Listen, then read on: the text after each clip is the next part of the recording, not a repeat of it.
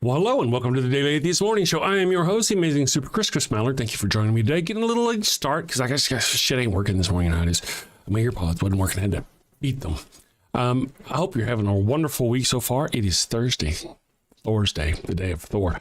One of the thing we're going to talk about today, you know, we've got those Christians who are really stuck up on abortion. Got to save the babies or some business. But they don't really apparently know very much about their God creature and how it feels about children, obviously. So we'll talk about some of that, and I doubt very much we'll be able to convince anybody, you know, because reason, logic, you know, certain things don't apply here. But we'll try. Let's see how it goes. But why sacrifice your child when you can get a human-scented flesh candle? Well, we don't have those yet.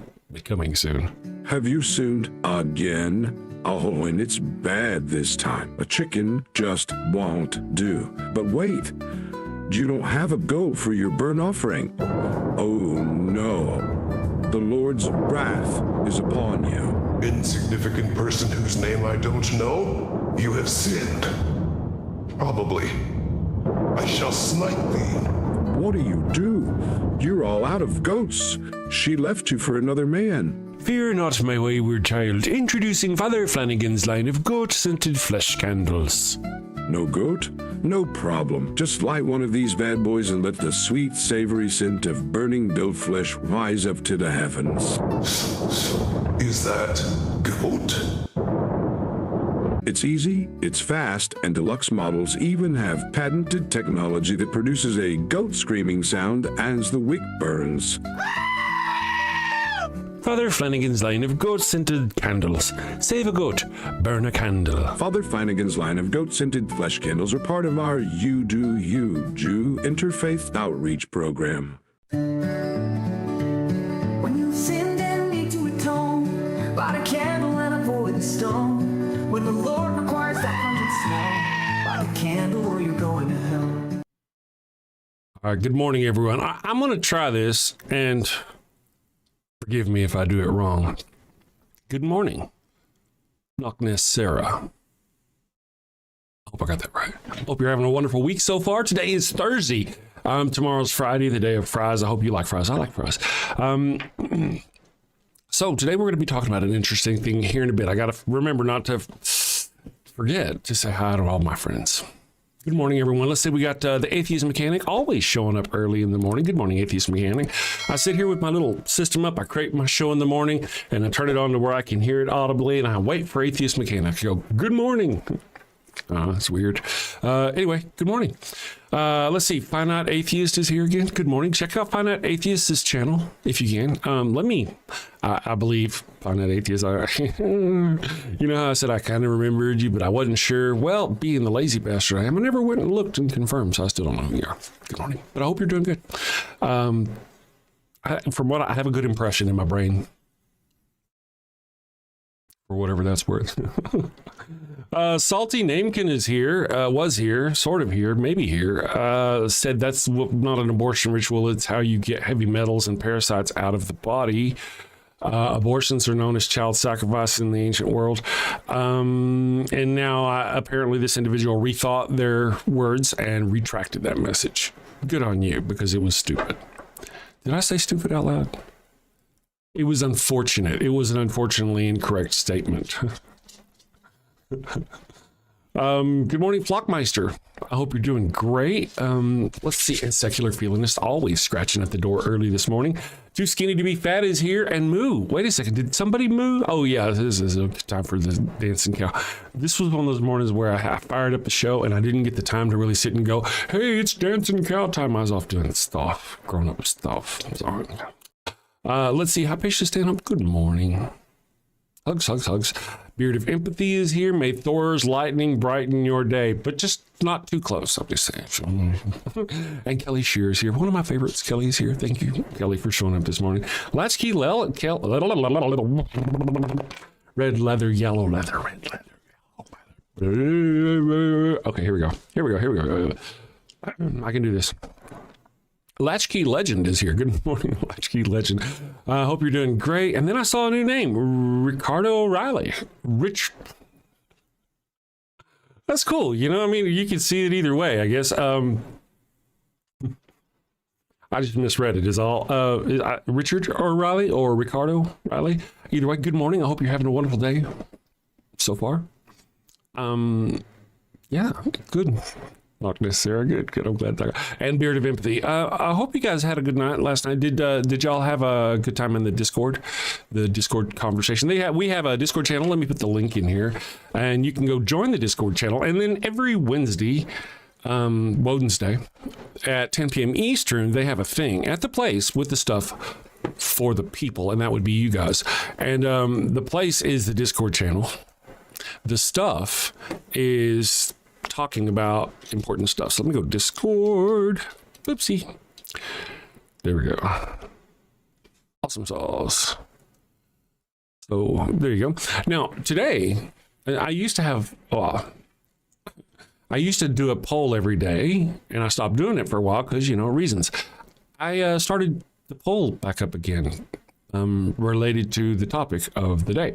So if you're not sure, and too skinny to be fat. Good morning. Too skinny. Yeah, you were here too. Yes. Good morning. The memory burner. What's the topic today? The topic today is abortion and how Christians don't know that they're really kind of on the wrong side of that one as far as they're just confused.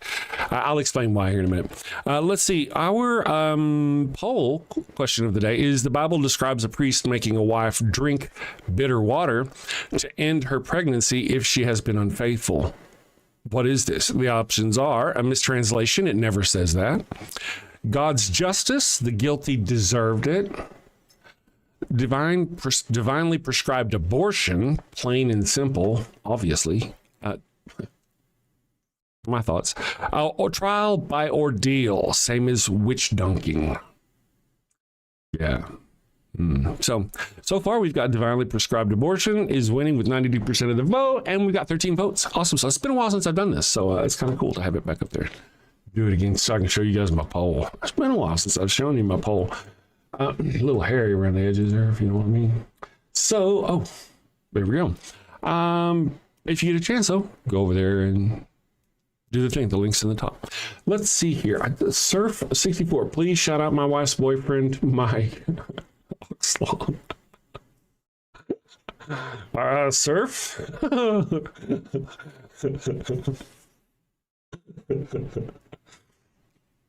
That was good. That just kind of caught me off guard. Good morning, Surf. And we get some Islam blasphemy first, says the memory burner. Islam sucks. Muhammad bad. Muhammad pedophile. Bad. Islam in the Middle East, Christianity right here, right now in the United States, up in our grill, forcing itself on people. Abortion issues, book bans, blue laws, the 10 Commandments in schools. It goes on. Islam is not there doing that. I'm not for Islam. It's just not here fucking with me right now. Christianity is. So I get it. I see a lot of people, probably usually Christians, come in and talk bad about Islam. Well, okay, but that's not really why I'm here, is it? I'm here because of Christianity. But I appreciate you. And usually whenever it's a Christian saying that, talk bad about Islam, say something bad about Islam, it's really just because they know their religion is shit. And they are trying to point to what they believe is a more shitty religion. It's a distraction. Hey, man, you think I'm shitty? Look at that guy over there. Anyway, funny. Let's see what you love. Maple syrup. Ooh, maple syrup. I don't know what the hell's going on in the chat. Y'all talking about maple syrup? Tucson, KEG, C and D. C and D, yeah. C and D. Good choices. Excellent choices on our poll. There's a link if you want to go click the linky. And let me just see how many we got so far. Well, 16 votes. It's been a while, so cool. I'm kind of curious. Garrett MD. Good morning, Garrett MD. This is the list of religions I don't want around, but I'll always go after the closest and more destructive one to me. Yeah. I mean, yeah. Really, I mean, if you understand the circumstances, well, I'm anti-religion. Kind of all of them, really. Without religion hampering us in one way or another, we'd be so much better off. But there's one religion in particular that right now is I don't know. Needs attention.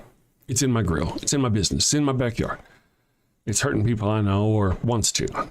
Given the chance, it would. John Hudson is here, everybody. He's going to kind of sit up straight, straighten your ties. He's probably done pooping by now.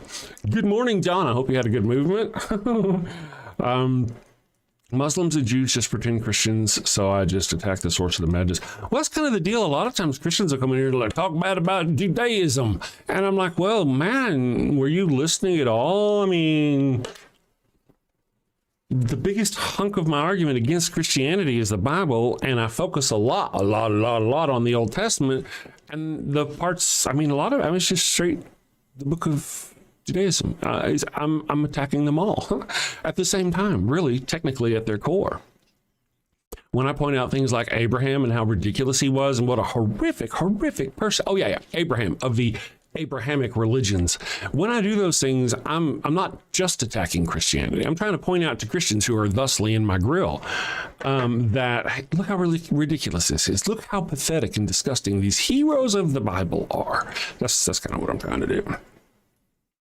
You know, she's going to be fat. Talking about this, my third attempt to join the Discord server, and my Maple. Oh, your name is Maple. I get it. Merci. I am an appreciative passenger on the Discord train of life. I have Scotty, Miss Non Sequitur, Blockmeister, and several others who take care of it and help me with it. And I don't really know that much about it. However, occasionally it will say there's somebody wanting in, and I'll be like, oh, hey, look, there's somebody wanting in, and I will let them in. Let me see. It's got a thingy up here. Nope. Patriot of the West is sending me stuff. Patriot of the West. Man, that's a lot of shit. I guess I ought to read your stuff, dude. But Patriot of the West sends me a lot of stuff, apparently. I don't open Discord. Sorry. I don't see any, personally, I don't see any new thingies there for Drizzle. I'll keep an eye on myself, though.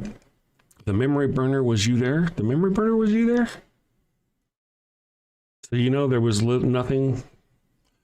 All right, so hold on. So you know there was nothing literally abortifacient in the bitter water. You know, let's talk about that then, since we're on the subject. Let me read this to you for those of you who are unfamiliar with what we're talking about. It's Numbers 5.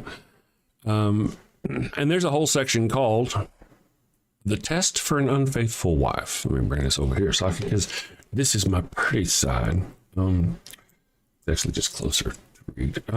So the test of an unfaithful wife. Then the Lord said to Moses. All right, so it starts out with the Lord talking to Moses. So we can't say this is Moses coming up with it. Well, technically you could, really. But you know what I'm saying? This is a reflection upon the God creature. It's telling Moses. If you're a Christian out there and you're like, oh, abortion's bad, save the fetus. Well, God didn't really feel the same way. The Lord said to Moses, speak to the Israelites and say to them, if a man's wife goes astray and is unfaithful to him, so that another man has sexual relations with her, and this is hidden from the husband, and her impurity is undetected, since there is no witness against her and she has not been caught in the act. What the fuck, man? It's going a long ways to really go, you know what? No matter what, if the guy just suspects, even vaguely concerned, that his wife has cheated on him. It goes on, in fact. Hold on, let me finish. And this is hidden from her husband, and her impurity is undetected, since there is no witness against her, and she has not been caught in the act. And then verse 14, and if feelings of jealousy come over her husband, and he suspects his wife, and she is impure. I mean, he goes on. Let me just finish before I bitch about how much it goes on. Or if he is jealous and suspects her, even though she is not impure.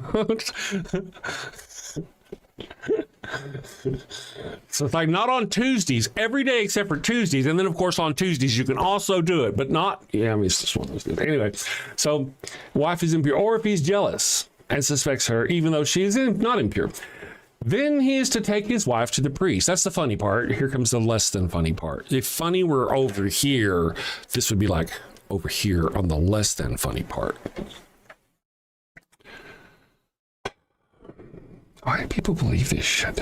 Anyway, carry on. Shut up, Chris. Then he is to take his wife to the priest. Of course, the priest is always wonderful and holy. He must also take an offering of 1/10 of an ephah of barley flour on her behalf. Okay, so he's got to take some barley flour on her behalf. Then he is to take, he must not pour olive oil on it or put incense on it, because the priests are going to get it and they don't want you fucking it up. They want to be able to use it for its purpose. And if you do that, then it'll fuck it up. So don't do that. Because it's all a scam. Remember, I've talked about it a long time. This is a scam. This is, oh, hey, look, if you think your wife, if you think she's been unfaithful, bring us barley and we will do this for you. Anyway, here we go. Let me go on. He must not pour olive oil on it, or pour incense on it, because it is a grain offering for jealousy. Grain offering, right? It's grain. You don't want to fuck it up. A reminder offering to draw attention to wrongdoing. Yeah, I guess it could have been anything, a dove, whatever. Anyway, moving on. Verse 16. Are you with me, guys? Hold on. Ooh, bear with me, my friends. Verse 16. The priest shall bring her and have her stand before the Lord. Then he shall take some holy water in a clay jar. The priest, of course, not the Lord. That would be awkward. Like, why are you doing that? She got people, man. Get your people to do that. Anyway, moving on. Then he shall take some holy water in a clay jar and put some dust from the tabernacle floor into the water. Okay. After the priest has had the woman stand before the Lord, he shall loosen her hair and place in her hands the reminder offering, the grain offering for jealousy, while he himself holds the bitter water that brings a curse. A curse, like magic, you know, like witches and spells and hexes. I know, it's funny. I don't know why it's funny this morning. I think it's funny. Anyway, moving on. So then the priest shall put the woman on. Okay, there we go. So the bitter water that brings a curse. Here we go. Then the priest shall put the woman under oath and say to her, if no other man has had sexual relations with you and you have not gone astray and become impure, obviously, while married to your husband, may this bitter water that brings a curse not harm you. But if you have gone astray while married to your husband and you have made yourself impure by having sexual relations with a man other than yourself, here the priest is to put the woman under this curse. May the Lord cause you to become a curse among your people when he makes your womb miscarry and your abdomen swell. May this water that brings a curse enter your bodies so that your abdomen swells or your womb miscarries.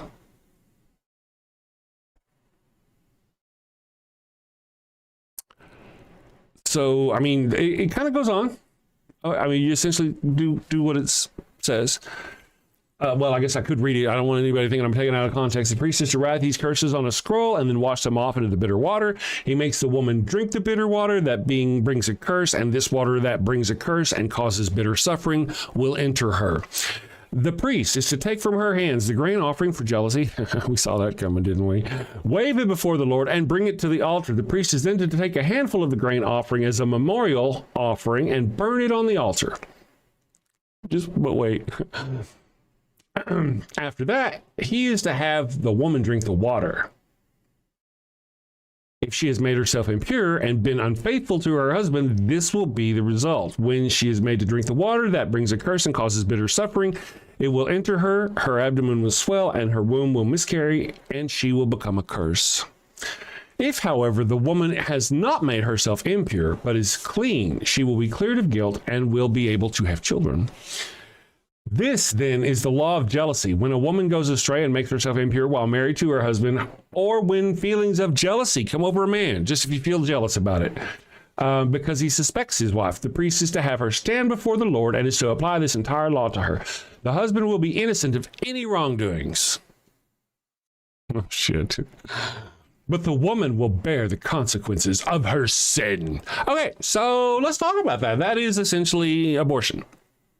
That is God saying essentially, if the husband If the husband has been betrayed and the father does not belong, is not right, obviously the woman cheated, then we're going to abort that baby. That baby will not be born. It will be destroyed in the womb.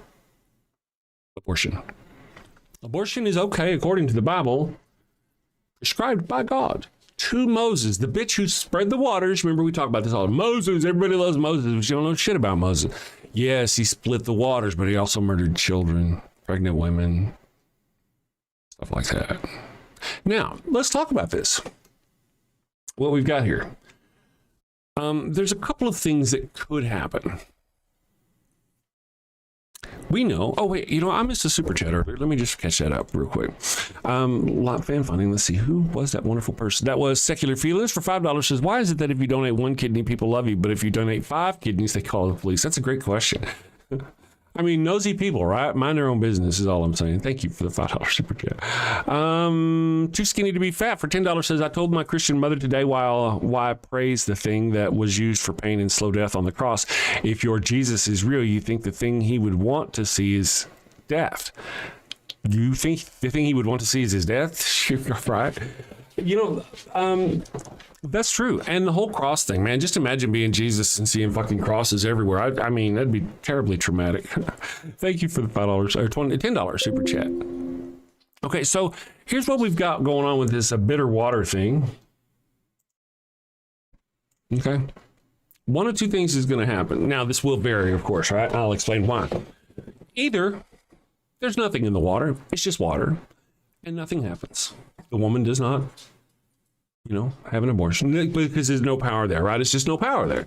There's no power there. So she drinks the water, she goes on, she has the baby. Everything's fine, right? Cool. Or where is the holy water coming from? What's in the temple dirt?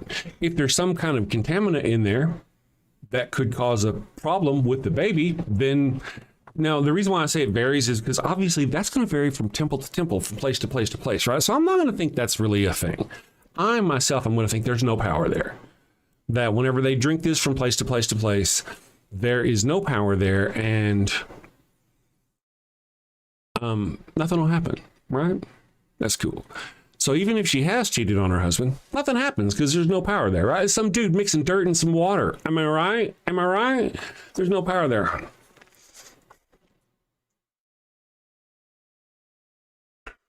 But what was it? What was the infant mortality rate? What was the pregnancy miscarriage rate of women back in the desert, back in the ancient Middle East?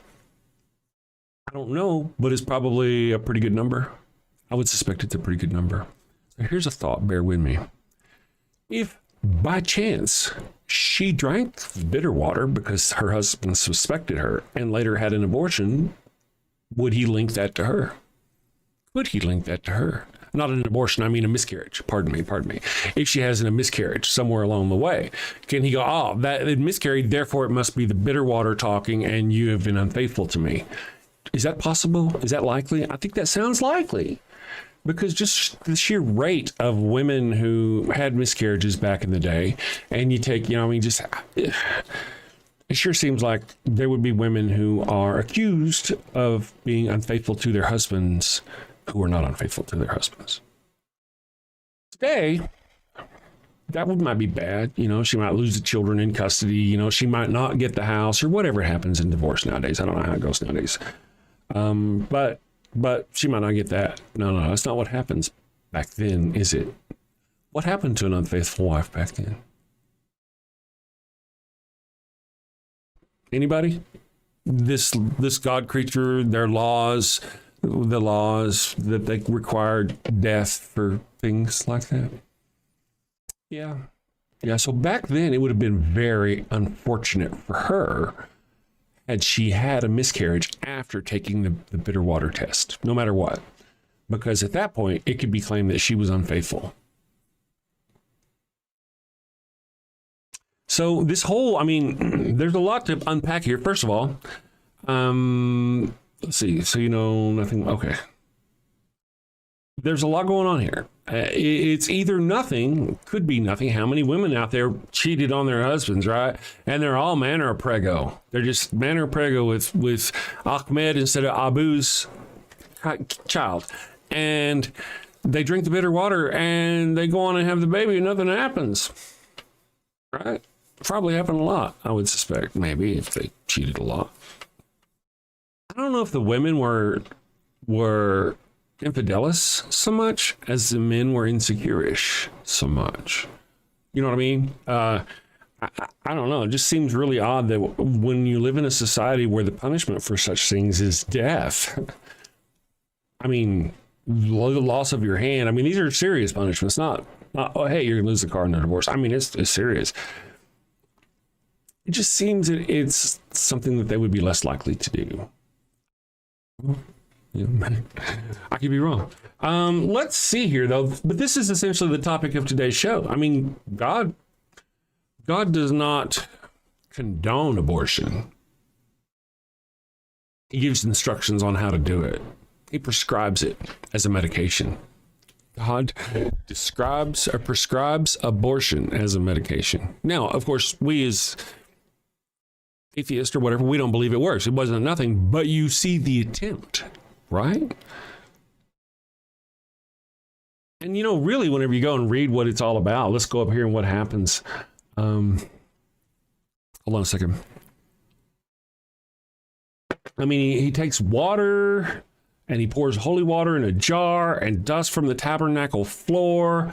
And then he has the woman stand before the priests, loosens her hands, places grain in her hand, and then makes her drink the bitter water. This sounds like right out of a ritualistic, right out of a kind of like a horror movie for devil worshippers, doesn't it? I mean, it's kind of the way they do all this. You know, I don't know. These people. Coffee Town Atheist. Good morning, Coffee Town Atheist. The memory burner, are you saying Jesus is coming back? Like, he owes me $5. I'm waiting. Oh, you mean that Jesus? Sorry, he ain't coming back. He is not coming back. Look, and really, the memory burner, I appreciate you. I do. I was a Christian once. I see through my eyes. You know what I mean?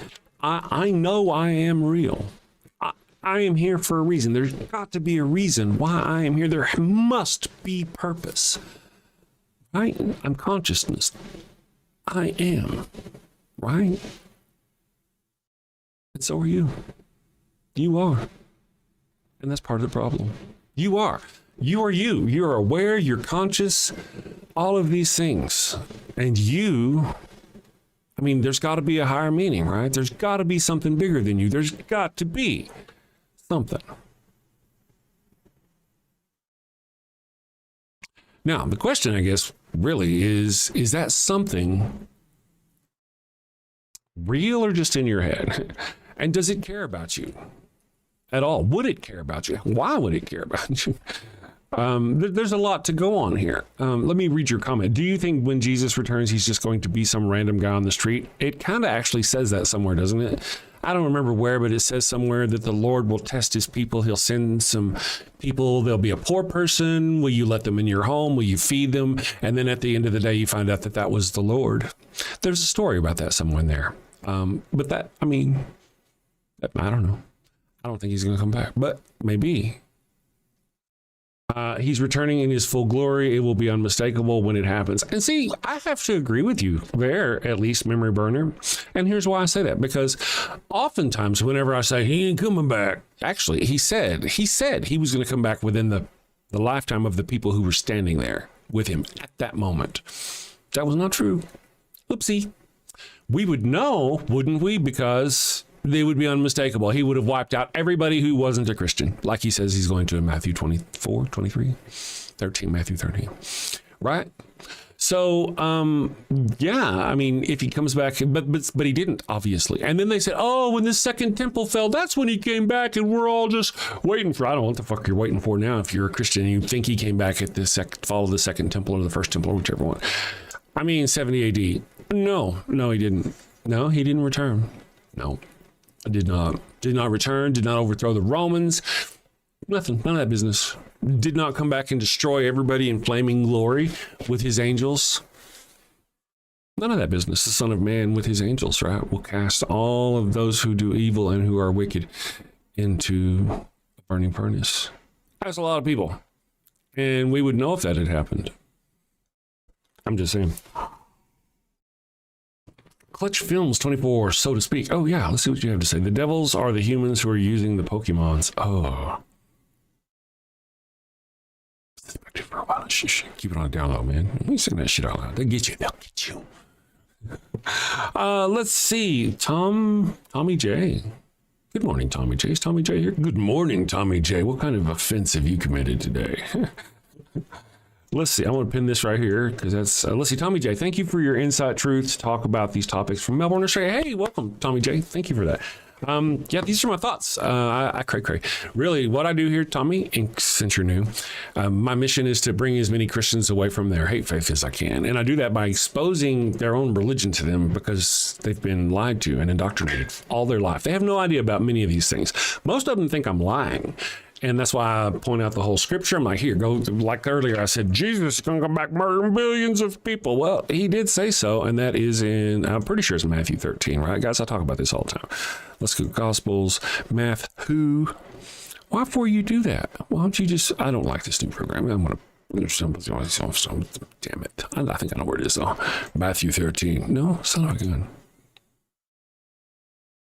It is, oh, there we go. Also, there's another one, that one where they're talking about how God protects the little children, and he talks about hurting you if you're cause the little children to stumble. Jesus doesn't like pedophiles. Well, he actually wasn't talking about children. He was talking about, I'm in Mark. What the fuck are you doing in Mark? Pardon my French. I wonder if French people ever get insulted when we say that. I'm supposed to be in Matthew 13. Right, Matthew 13. So here it is. This is an example. I said earlier, Jesus says he's going to come back and murder billions of people. Matthew chapter 13, words of Jesus, the red letters. 13, 41 and 42, the Son of Man. He's talking about himself in the third person because weird people do that shit. The Son of Man will send out his angels and they will weed out of his kingdom everything that causes sin and all who do evil. They will throw them into the blazing furnace where there will be weeping and gnashing of teeth. Who are those who do evil and who cause sin? Evil and sin are simply not believing in Jesus, not believing in the correct way. I mean, sin is just an opinion of their God creature, right? So even Jesus says, not all who call my name will be answered. Not everybody who reaches out for me will be received, right? Because you're doing it wrong. And most of the Christians who come in here like, that Christian ain't doing it right. If they believe in a burning hell, well, they're not right Christians. They all think they're all wrong. In fact, it says it twice, by the way. Matthew 13, 47 and 40 through 50, it says it again. This is how it will be at the end of the age. Angels will come and separate the wicked from the righteous and throw them into the blazing furnace where there will be weeping and gnashing of teeth. Jesus and his angels murdering billions of people with a B by throwing them into fire. And this is him talking about, allegedly, I think, what's supposed to happen in Revelation. So, but Jesus, meek and mild. Meek and mild Jesus. He would never hurt anybody. Jesus is God. Oh, really? Jesus is God. Well, let me show you right here where Jesus is commanding people, if Jesus is God, Jesus is commanding people to murder pregnant women. That would be like abortion by the sword, wouldn't it? That's Jesus, isn't it? They don't like hearing that part. Let me go down here. But against principalities, there's a lot of words going on here. Ravadil, good morning, Ravadil. I hope you're having a wonderful day. Zerion, such a loving religion. I know, right? Goodness gracious. Who is swine? Do we have swine here? Let's see. The memory burner. True, don't cast pearls before swine. It's cute. Let me finish. Memory burner said earlier, as an atheist, how can you prove other minds exist? For all you know, you exist as snail forever dream. Yeah. So that's your boundary? I mean, I'm here. I could come over and slap the piss out of you. Probably not because I'm old and you'd beat my ass like a 9-year-old girl. But that's okay. I am real. I could very much prove to you I'm real. Very much so. Couldn't I? I mean, really, we had that conversation about I'm aware, I'm me, I see through my eyes, therefore I'm. But have you ever wondered the question, am I the only one that does that? Is this all just for me? Is this all just for my entertainment? Or do other people also have the same experience? We all have minds, I think. Most of us to various degrees. Anyway, we have minds. We do think. And obviously, we do. Yeah, it is a lot easier, my friend, for me to prove to you that I have a mind. I mean, if you can sit here and speak to me and not know that I have a mind, you have problems. I mean, problems. I don't know how to explain any better than that, but yeah, I mean, but where's your God creature? Is it speaking to you now? Is it in the room with you now? When you hear God creature talking to you, Jesus or whichever one, or both, I guess, do you feel special? Make you feel special inside, knowing that Jesus talks to you, listens to you, loves you, ignores the prayers of all those little raped children by the priest. Ignore those prayers. Oh, Jesus, please help me. But you're cool. Jesus loved you. Jesus interfered in your life to make it better, didn't he?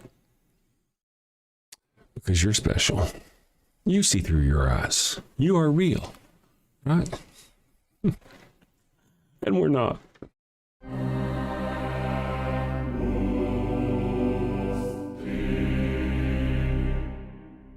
Flanagan! Yes, sir. Very disturbing, I know. Fetch me Father Flanagan.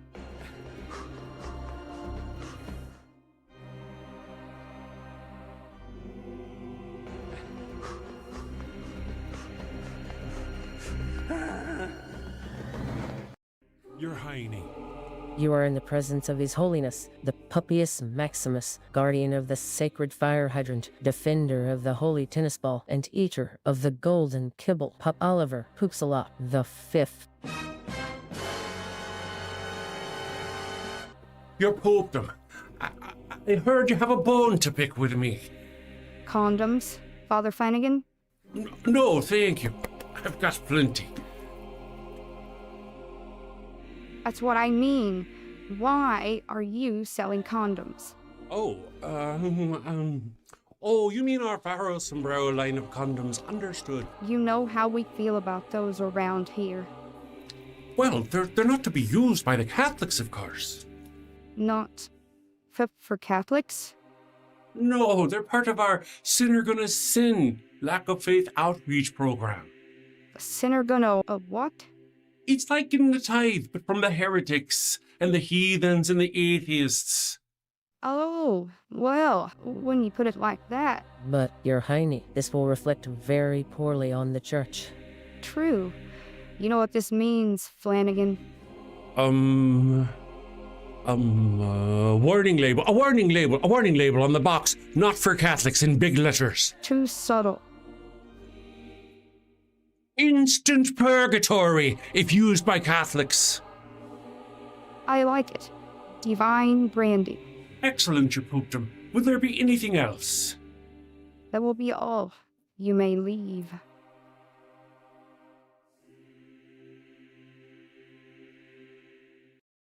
All right, so we're back. My bot doesn't really have any teeth. It'll say, hey man, you've done bad. I've banned you, but it actually can't, I don't think yet. I tried to get it to this morning. I did a test, and thankfully we've got this individual in the chat. And it tested it and it didn't work. He's still here because it didn't ban him, even though it said it banned him. So I'm just going to do this. I'm going to try this once because sometimes, maybe people, I'm going to ask you nicely as I can, the memory burner, to please quit with the translers. R-word, translers, stuff like that. Please don't do that. I ask nicely. I'm an old guy. These things, they don't bother me when I see them, but I've learned about them and I've adjusted because of society and the way things are and how people need to be treated. And so they don't bother me, but I understand and I sympathize and I try to be a better person and at least understand other people's plight. So I'm going to ask you nicely, and that's cool. If you will please not do those things. If you do them again, though, I will permanently ban you from the channel. The bot cannot, but I can. I really can. Right? I mean, I don't want to be that way. I don't want to be that way, right? You want to be here and continue to insult me and call me an old douchebag and tell me I don't know what I'm talking about and prove me wrong. You want to prove me wrong, right? When I say something stupid, damn, you're gonna be here all fucking day. You know, that's a lifetime career right there. I'm just saying. So now I'm going to thusly go to the chat and see if you're being cool. I mean, you can be a dick. Just don't be that kind of dick, you know? Please. Por favor. S'il vous plaît. Let's see what happens. No hate like a Christian love, right, Flocky? God and Jesus are fictional characters. Good morning. They are. That would seem that way. Jesus is a fictional character. Even if it was a real person, it's like saying Spider-Man, the Stan Lee used to know a guy named Peter Parker. He was like a parkour dude, right? And he was really good at jumping around on buildings. He couldn't fly and do things out of it. He wasn't Spider-Man, but Spider-Man is based on him. See, Jesus could be that way. I could see that. Jesus may have been a real person and somebody turned him into Spider Jesus. I need to get the AI to create me an image of that. What's it going to give me? Is it going to give me Jesus in a Spider-Man suit or Jesus with fucking 8 legs? What's it going to do? Anyway, let's see. Let me just see. Memory burner, why? For more, how is it wrong to use those words? From my worldview, how is it wrong? Well, you don't understand. You don't understand how social constructs work. You don't understand how some people get offended by certain things in my worldview. You think just because I don't believe in a God, I don't understand these things? Or is it because you do believe in a God, you don't understand them? Are you incapable of understanding social constructs simply because you have a God? I don't understand why you're having such a hard time with this concept of, I mean, you know why. This whole in your worldview, that's Christian apologetics bullshit, by the way. When you say that in my worldview, you're just particles in motion. In your worldview, why is it wrong to kill somebody? In my worldview, is wrong because you get fucked up. It'll change your life. It's bad to kill people unless they need killing. The Bible says that, doesn't it? The Bible says you can kill somebody who breaks into your house, but only at night. Texas, though, they disagree. So I don't know. I haven't really been able to keep up. I'm going to look real quick and see if I can catch up and see if our friend is going to be okay. Spider Jesus. How did I say? Damn, Phil. Chris, did you get my direct message on Discord? You know, I got like all of them minutes ago because I don't really check Discord at all. Somebody said they were trying to join Discord and they hadn't been able to join. So I popped it up on that rare occasion that I popped it up. And I saw your stuff. I don't normally check it. I saw it during the show, though, so I'll have to get back with you. Let's see if our friend here's understood. Why would your worldview? Okay, I'm just saying, see if that's changed anything. Beard of empathy. Okay, just checking. I mean, that is my worldview. That's why because it hurts people's feelings. According to my worldview, it hurts people's feelings. Yeah.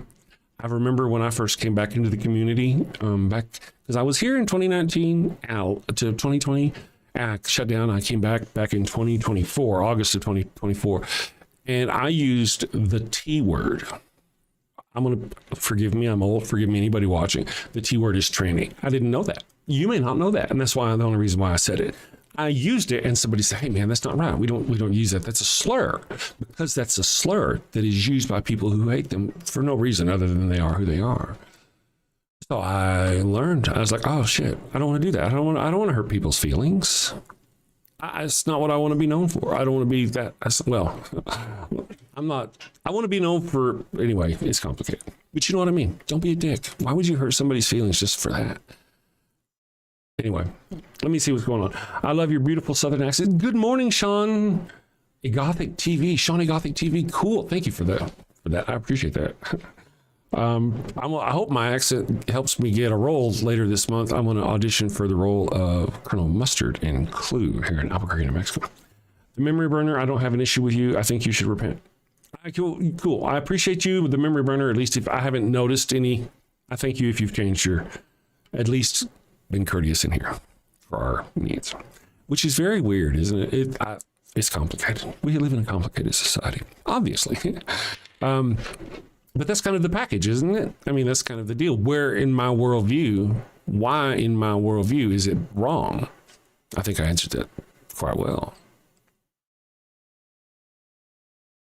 Some people are out there trying to hurt other people. And if those people have to get hurt, that's okay. I'm okay with that.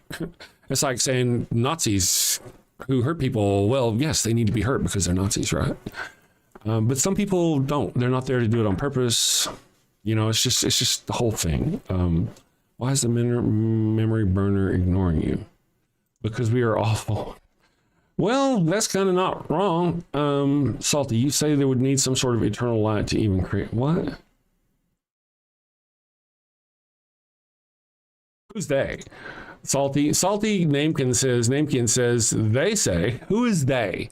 Is it like, what is it? The Noah's Ark Foundation or whatever they're called, the Ark Encounters? Is it Ken Ham? Ken Hovine says there would have to be some eternal light. The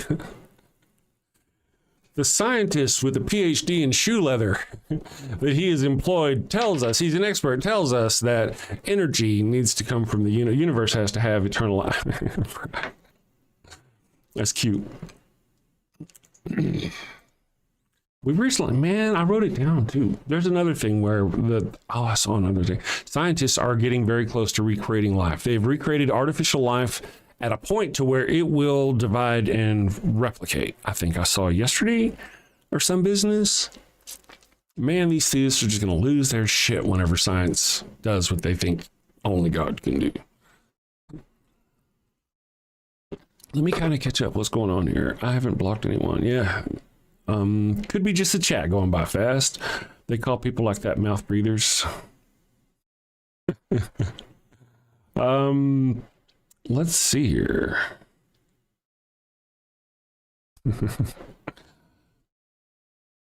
Okay, not too bad. Memory, you guys are doing okay. I'm just making sure. I'm just trying to make sure that we're just being cool in those ways. What I was kind of thinking was awkward and weird. Is like, hey, don't say words that hurt people. Coming from me. You stupid Christians. You're an idiot. You believe stupid things. What you've believed all your life, those cradle to now beliefs that your parents believed and your grandparents believed and everybody believed are shit. And you're a fucking idiot for still believing in them. But don't say bad words in my chat. You see where I'm at? I mean, I'm just, in my mind, I'm like, man, you can't. But we got to respect certain folk. You know? At the point now, the way it is, my channel respects those folk who need to be respected. The Christians are not those people. The gays and trans and anybody else who's under attack by Christians are the ones who need that. Gays and trans aren't under attack by Christians. Unless, of course, you're a married gay person and going, oh no, I hope my marriage doesn't get annulled by the Christians when they push it up to the Supreme Court because it's now controlled by Christians. Oh no, they would never do that. You know, just like they would never overthrow Roe versus Wade. Never, ever happen. Never happen. Right? Were you a trans person in the military whenever the religious zealots from Christianity got into the office and took over our government and kicked all the trans people out of the military, lifetime careers destroyed? Because of religious bullshit, Christian religious bullshit. Were you one of those trans people? Why would you want to hurt someone who's already been something through like that? Why would you want to do that? I mean, it's just, I don't know. I really don't understand this notion of, wanting to hurt somebody that's not hurting anybody else. It's not doing anything else. It's just being themselves and not doing anything. I'm going after Christianity because Christianity hurts people. Christians hurt people. They do. And I can give you a whole list of reasons why. And if you don't know, then hang around. I'll get to them. But trans people, they don't hurt people. They don't hurt you. They don't got nothing to do with you. Half the time, you don't even know they're trans. But yeah, they're going to lose their career because... Part of the reason is because over the last decade or two, we have become more open in our society, more woke, if you will, right? So we've been telling people, come out. It's okay. You're welcome. Come on out. We will take care of you now. And you know what that ended up doing? It ended up just exposing all these people. And whenever the bad people took over, they had a list of names. Here's all the people that, you hate. Kick them out of the military. I mean, we meant well. I think we meant well.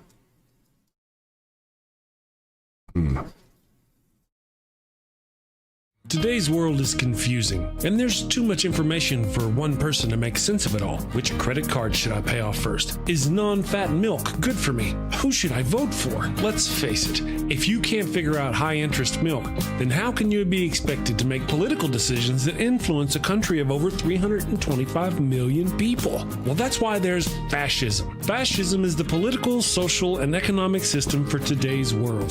The Merriam-Webster Dictionary defines fascism as a political philosophy, movement, or regime that exalts a nation, and often race, above the individual, and that stands for a centralized autocratic government headed by a dictatorial leader, severe economic and social regimentation, and forcible suppression of the opposition. Choose this ideology and life will be easy. Did you ever look at someone who uses really big words and think, I wish those libs would just disappear? Well, under fascism, your dreams can come true. Under fascism, you won't have to worry about the pesky little things like brown people or atheists, or who in your country is entitled to basic human rights and who is not. Hint, hint, the answer is nobody. Yes, friends, this truly is the final solution you've been looking for. And if you're concerned if this form of authoritarianism will be up to your high standards, don't worry. American fascism will be the best fascism in the world because it's been endorsed by Jesus. So go out and destroy freedom and democracy by getting fascism today. Paid for by the Fascio-Conservative Party, formerly known as the GOP.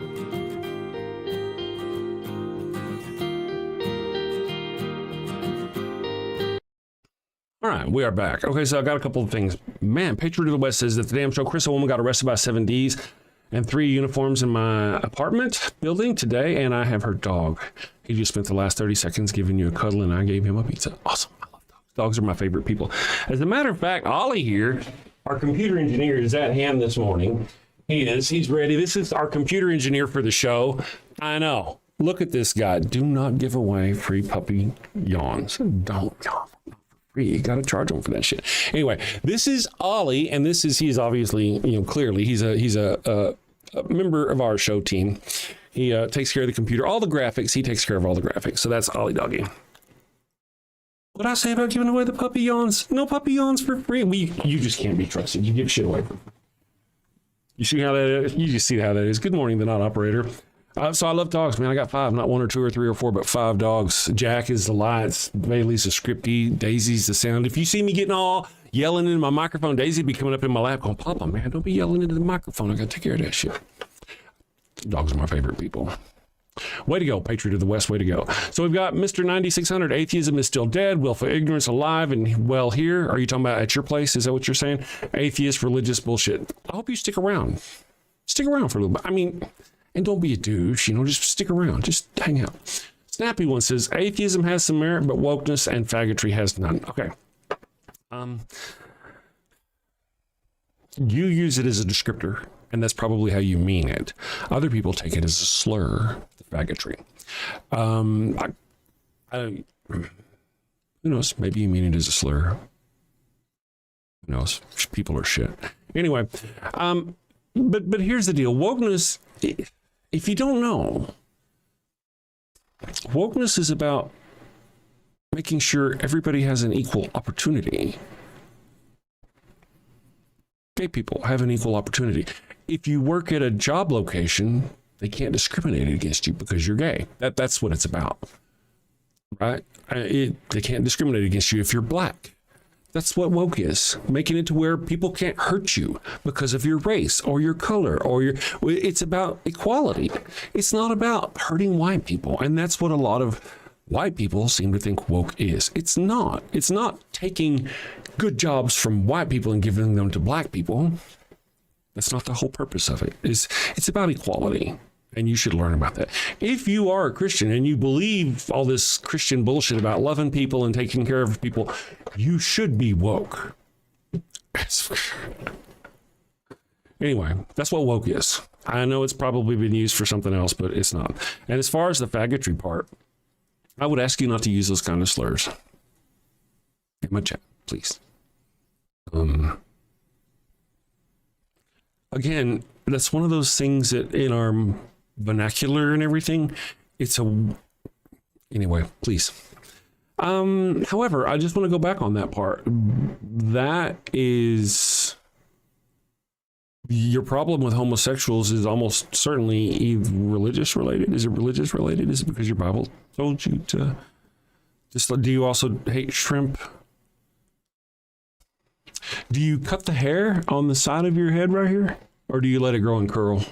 Because in the same book that tells you that you're not supposed to lay with the man, it tells you you're not supposed to cut the hair on the side of your head. It tells you not to get a tattoo. You got any tattoos? Are you gay for tattoos? Are you a tattoo faggot? Oh, interesting. So I would ask you, please, not to use those slurs. And just remember, I would like to also mention, I would like to ask a question. I don't know if people ask this often. Are you a homosexual? Snappy one, if you're still here. Are you a homosexual?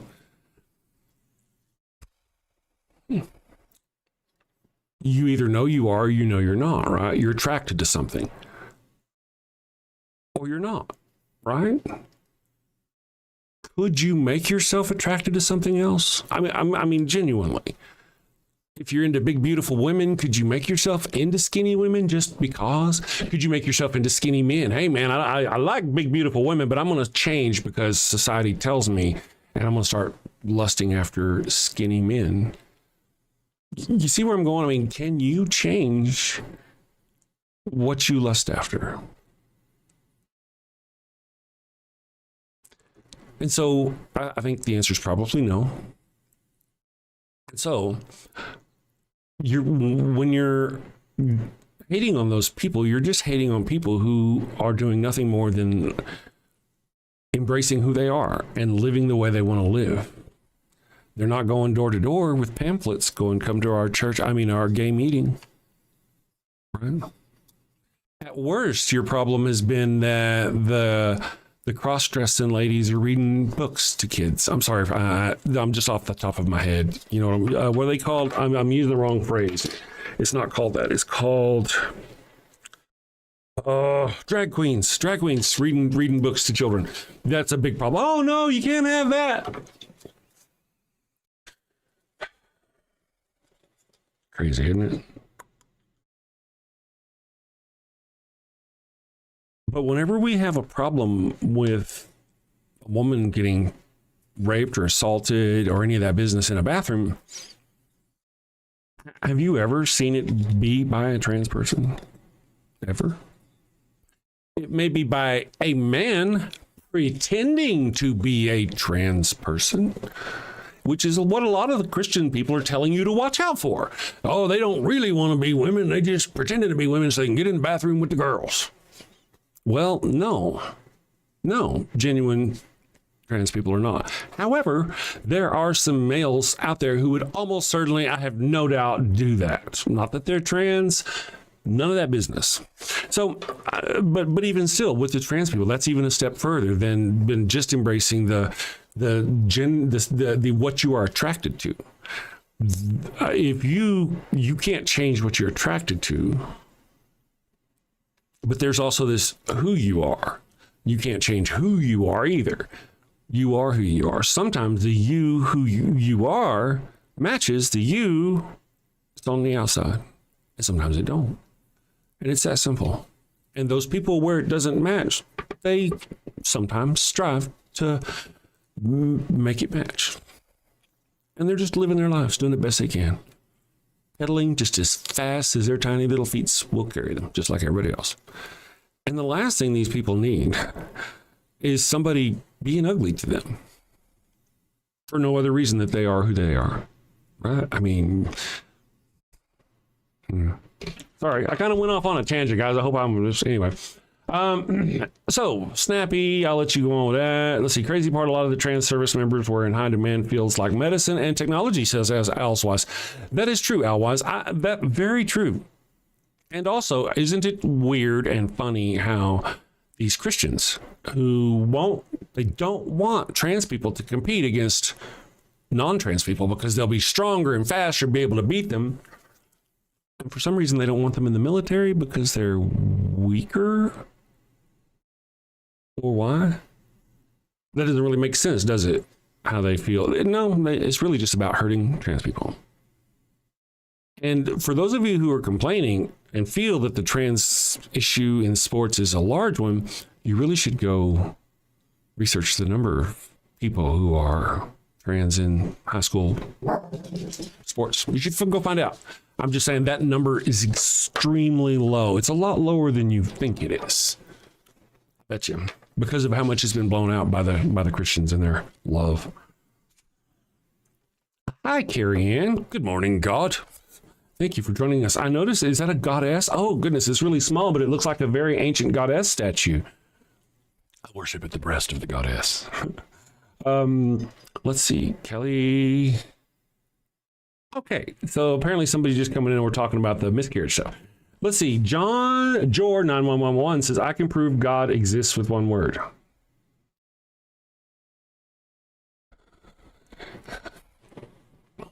I'll bite. Let's see if Jor has given us that word since.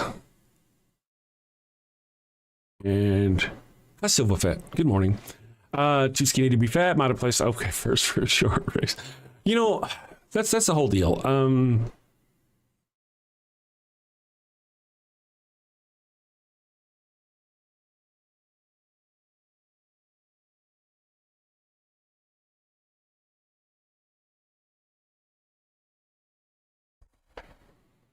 Sometimes I play, sometimes I don't play, and you can just fuck the hell off. Don't go away mad. Just go away.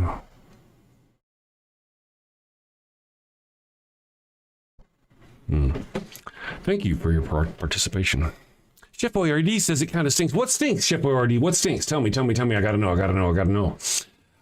Carrie Ann says Venus of Waldendorf, one of the oldest god. Oh yeah. One of the oldest goddesses. Very cool. Let's see here. There's another voice in town, and Christianity isn't the only one. I'm just catching up, seeing the outfall.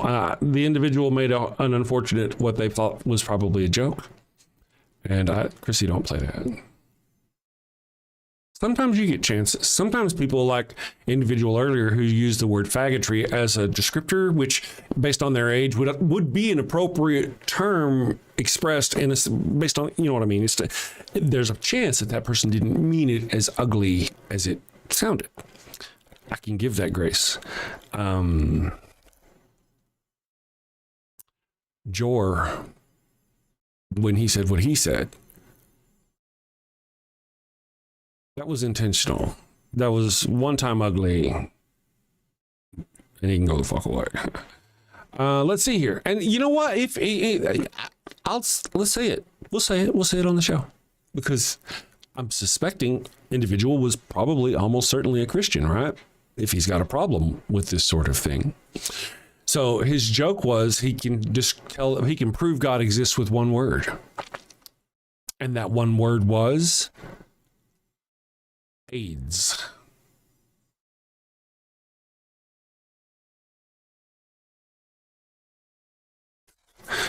What a horrific fucking thing to say. I mean, you know what you're saying there. That's not an accidental descriptor because I'm an old guy. It's not like somebody coming in and say, hey man, that's retarded, because we used to say that all the time and it's no word, pardon me for saying the R word. You know what I mean? That's not the same thing. It's not the same thing. This guy knew. That was some powerful, ugly stuff.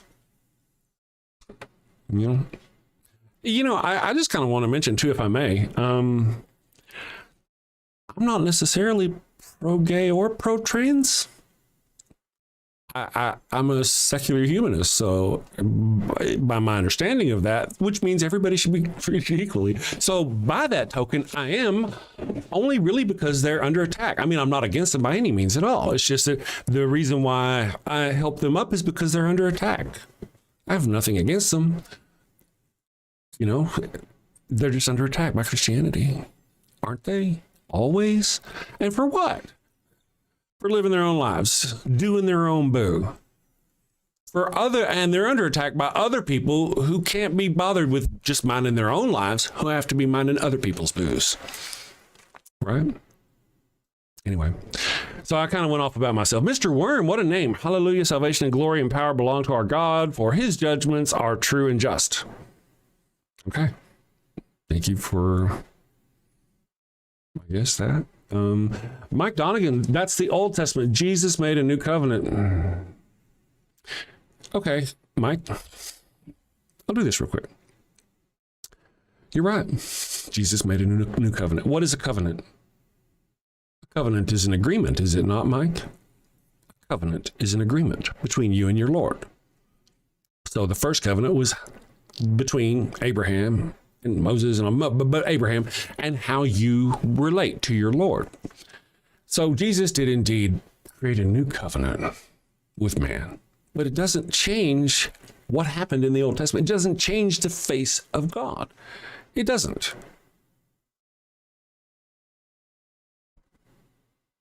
So what happened in the Old Testament doesn't disappear. It's sort of like going, here's the deal. You get somebody moving into your neighbor's house, right? And you get this thing and they're like, well, Bob used to murder people and rape people, and he called down plagues on people, and he murdered the firstborn of everybody in Egypt, and then he had all these followers, and he treated them horribly, and then whenever they complained, he sent snakes to bite them and kill them because he's a really shitty person. And every time he engages with humans, it's just horrific. He is a horrible, horrible person. He's moving in next door to you. But hey, we've signed a new contract with this guy, which means, you know, he has to pay us $900 a month instead of $700 a month. And he can no longer put tinfoil on his windows. See how it changes the nature of the contract, but not the person you're in a contract with? You know, I hope you get that. I hope you get that, Mike. The new covenant does not change the nature of God. It doesn't. What Jesus is doing is like, hey, there's it. Now go through me to get to God creature. And if you don't go through me to get to God creature, then God creature is going to torment you forever. Jesus is just a doorman, letting you into either this place or that place. That's balls to bones, right?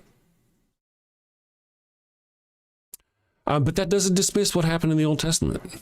It doesn't. Same people who want to use the prophecies. Jesus filled all the prophecies. Whenever you say, oh yeah, then if you like the Old Testament, then here's the place where Jesus is telling people to murder babies. If you think Jesus is God. Oh, no, that's Old Testament. You just can't get away from it. You just can't. The Old Testament is there. Jesus taught from the Old Testament. He was a Jewish rabbi. Was he not? Was he not? He was. In Mark chapter 1, I love this story. He heals a leper and then tells the leper to go to the temple and with the priests make the proper sacrifice as commanded by the law of Moses. Go read it for yourself. Jesus was celebrating Passover. Jesus was a Jew. He was celebrating Passover for the Last Supper. The Last Supper, he was celebrating Passover, which means right up to the very, very end, Jesus was a Jew. Why are you not a Jew? Why don't you celebrate Passover? That's what the Last Supper was. Why don't you Christians celebrate Passover? Paul probably told you not to, right? Because Paul, Paul, that wacky Paul. Let's do this. Let's see, which one should we do now? What should we do today? Deathbed conversion Bibles. Yeah. Goat-scented flesh candles, foreskin restoration kits. Were you circumcised at birth? Or did you change your faith for a woman and now she's gone? Or did your sister's lockjaw flare up at the worst possible time? Guilty as charged. Well, fear not, my wayward child. Introducing Father Flanagan's line of at-home foreskin restoration kits. It won't cost you an arm and a leg, just an eyelid. Testimonials are already coming in. Mike from Dallas, Texas writes, ever since I got my penis caught in the blender, I haven't felt like a real man, but now I'm back and intact. Thank you, Father Flanagan. Steve from Florida says, I didn't really want my foreskin back, but my wife insisted. We did it and, well, you should see the look on her face. King Kelly writes, "Wow, getting my foreskin back literally doubled my length. After all these years, I can finally hold my heads high. Thank you, Father Flanagan." Father Flanagan's at-home foreskin restoration kits are part of our Tips for Tots and Adults community outreach program. Free eye patch and eye mister with each purchase. You can tell just by the look on his face whether he's packing or he's lacking. Microsurgery available for those extra small jobs. And in case you have any problems, Father Flanagan's highly trained medical staff are ready and waiting for your call. Oh my God. I've never seen so much blood. Thank you, Father Flanagan. Thank you, Father Flanagan. Father Flanagan's line of at-home foreskin restoration kits, coming to a Walmart near you. All right, so I do not take calls, by the way. Why would I take calls? We're not debating. I tell you what's in the Bible. I show you, oh, look how horrific this is. There's nothing to debate about it. You go, oh, no, that's not what it says, but that is what it says. Christians are the ones who tend to take things out of context. Peace on earth, right? Jesus is all about peace on earth. He loves everybody, doesn't he? But that's not what he said, did he? He said, I come not to bring peace on earth, but a sword. Interesting how Christians tend to do that. All right, so let me go over a few things I saw in the chat. Mr. 9600 says, well, atheism is willful ignorance. He's totally projection about his own Christianity. Let me get this out of the way. Chris, CHRYMI, or whatever, from our Judeo-Christian tradition comes the inherent dignity of each and every human being. Not true. Not true at all.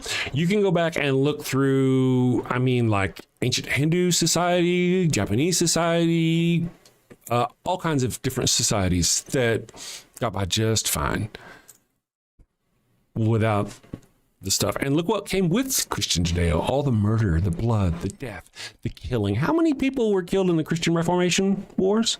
How many? Just that one alone? And you don't even know how many wars there were. You have no idea how many Christians have killed other Christians. Flockmaster, oh yeah, you sent a Venmo because Google. Oh, thank you, Flocky. I will get. I appreciate you. Thank you. I did see that. I actually saw the other one. Let me do these things though.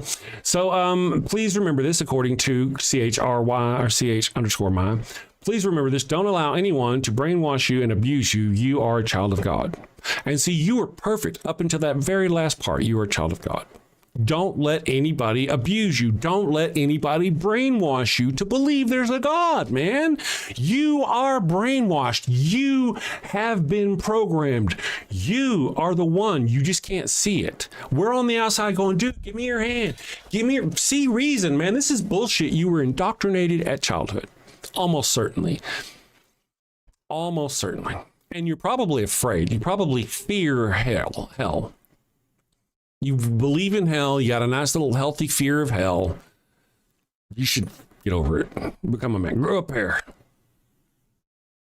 You'll be okay. Let me just go here. So you're the one that's brainwashed. Remember, you're literally in a cult. You know what a cult is, right? Christianity's just a bigger one. Leader's dead. The God creature had to learn, asked Whistlegun. Good morning, Whistlegun. Exactly. One of the things that gets me is how the God creature was like, regretted. The God creature regretted. That's right in the, chapter 6 of the Bible, he regretted. Wait, I thought you knew the beginning to the end, the front to the back. You regret something? Why would you do something you know you're going to regret? It didn't make any sense. His whole story doesn't make it. Now, let me do this other one real quick. Mental illness, since Ozzy Crosby may be talking about me, could be wrong. I might be talking about himself. Skywalker 297 says Judaism is a younger religion than Christianity. He was not Jewish. My friend, I hope you're kidding. Please, I hope you're kidding. I hope you're being kidding. I hope you're kidding. Please tell me you're kidding. Skywalker, man, tell me you're kidding, dude. Tell me you're kidding. I want to look and see if that was a joke. I want to see if that's got to be a joke, man. It's got to be a joke. Please be a joke. Please be a joke. Please be a joke. Please be a joke. Skywalker. Oh, man, it's not a joke. Atheism and nihilism are religions as well. No, they're not. Let's see here. Go on back. All men idolize. It's up to man who he looks up to. Use that same example, but with a drug addict. Sure, just let them, spoken like a true apple. We're kind of beyond. I'm not sure. I could be attracted to drugs. Does not make it right. You can change. Oh, I see what you're saying. I see what you're saying. It's not the same. You're trying to compare drug addiction to sexuality, to people's sexual attraction. That's not the same.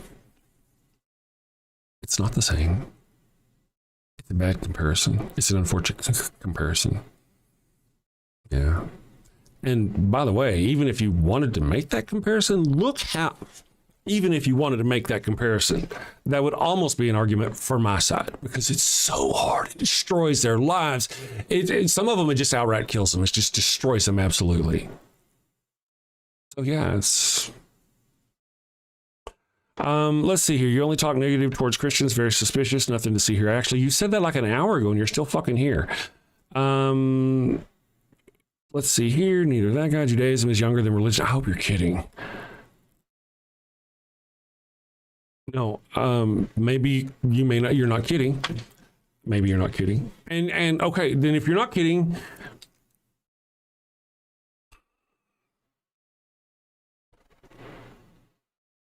biblical scholars who are theists, who are religious biblical scholars, tend to think that the Old Testament, the books of the Old Testament, were written about like 12 to 1600 years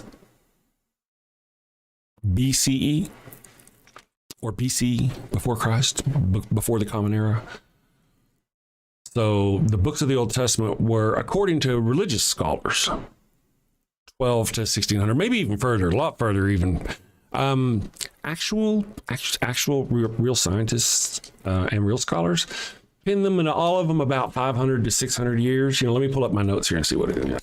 The real scholars have them at a different age, and you can go look for yourself. You gotta believe me. What I do is when I made my notes here, I made an estimation of when they were written. Mark my notes. I hate you. Okay, so estimated the book of Genesis, which is the first book of the Jews, the first 5 books. I really call it something. I don't really focus on their stuff anyway. Yeah, book of Genesis, 450 BCE, 400 years before Jesus. Exodus, 600 BCE. Leviticus, 550 BCE. Numbers, 500 BCE. 2 Kings, 550 BCE. Now, this is all, around, you know what I mean, around circa, if you will, if you went to school. Ezekiel, 600 BCE. Deuteronomy, 622. You know what I mean? So all about around in there. So, but Christianity is older, and Jesus was indeed a Jewish rabbi. He was a Jewish rabbi.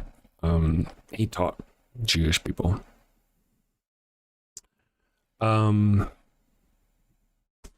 Maybe you were kidding. I don't know. It hurt my brain. It did hurt my brain. I was like, yeah, you can't really believe that.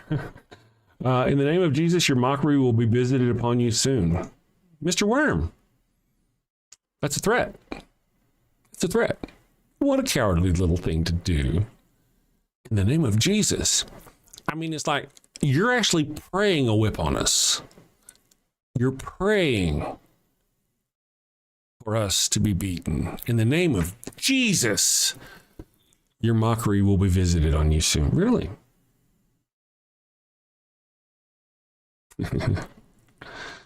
I think you had a lot to learn, apparently. I'm just looking to see if you were the one. Paradin, what an interesting name. It's got 2 R's. Would it be Paradin? Then in that case, it would be Peroden. Good morning. Saying the Bible is worthless is extremely ignorant and proves your hatred. Logical atheists see the Bible has much to offer. You're speaking for logical atheists. You are. You're speaking for them. Yeah. Okay. Got that.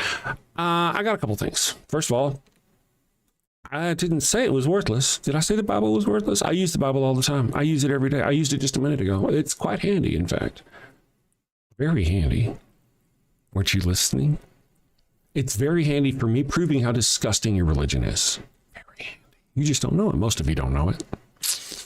Anyway, so saying the Bible is worthless is extremely ignorant and proves your hatred. Okay. Logical. Okay. I don't think Bible has much to offer. Gotcha. Okay. Moving on. The Bible is less than is supposed to be than with an A. Then is like a tense thing, like a time thing.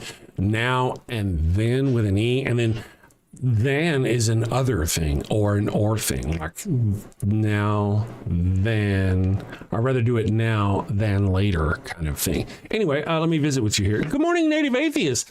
Thank you for joining us. Let's see. But you atheists always devolve into acting like 5-year-old children who can't tolerate somebody thinking differently than them. Never use logical arguments, never argue good faith, just childlike hate. I mean, did you copy and paste that from somewhere? Do you actually, anyway. Let's see here. Again, most of my arguments come right out of your Bible.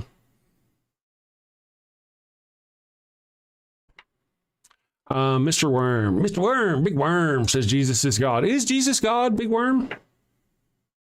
Oh, it was Skywalking. Skywalking was the one. I'm sorry. It was not 1,000 Apologies to Paradin or the other guy. It was Skywalking who said Judaism was newer than Christianity.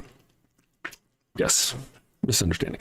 If you buy a Hebrew servant, he is to serve you for 6 years, but in the 7th year he shall go free without paying anything, unless he got married and had a wife and child while he was under your servitude. If he did, those slaves cannot go with him.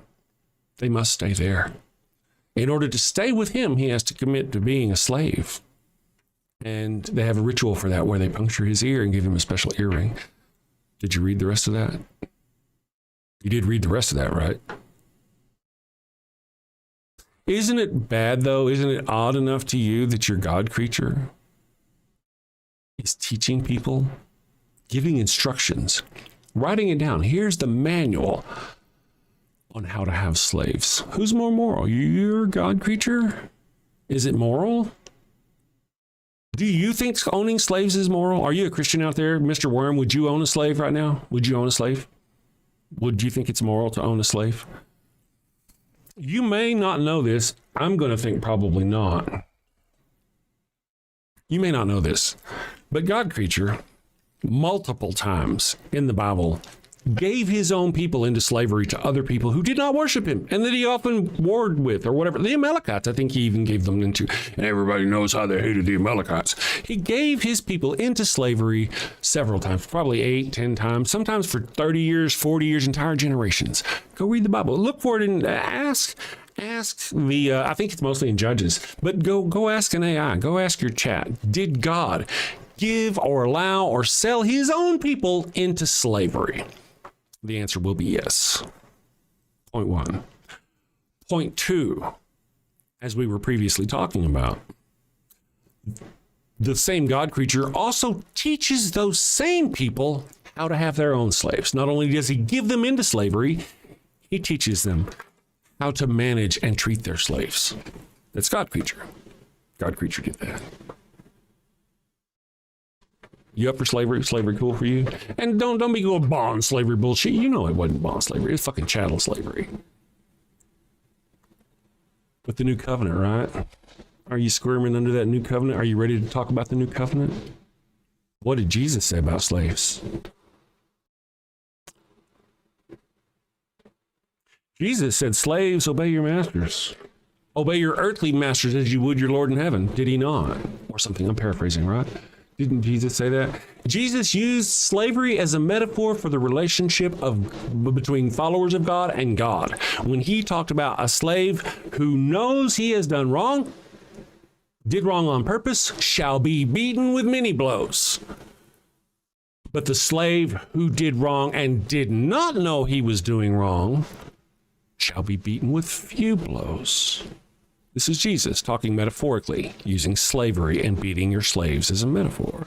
Now, of course, obviously you don't want to trust me because I am the serpent.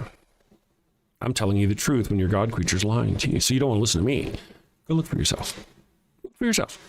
It's not the old days where I can't find that in the Bible. You got an old-fashioned Bible with a bunch of pages and you got to thumb through. No. Go look for yourself. Go into the chat and say, hey, chat, when did Jesus use slavery as a metaphor? And go find out for yourself that Jesus condoned not just having slaves, but beating slaves. And not just beating slaves, but beating innocent slaves. Jesus. The Lamb. Meek and mild. Let's do this one.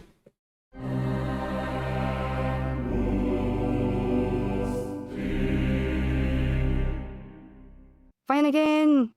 Yes, sir. Very disturbing, I know. Fetch me Father Flanagan.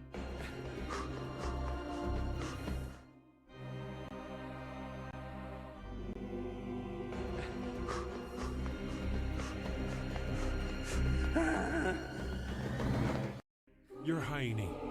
You are in the presence of His Holiness, the Pupius Maximus, guardian of the sacred fire hydrant, defender of the holy tennis ball, and eater of the golden kibble, Pup Oliver Poopsalop the Fifth.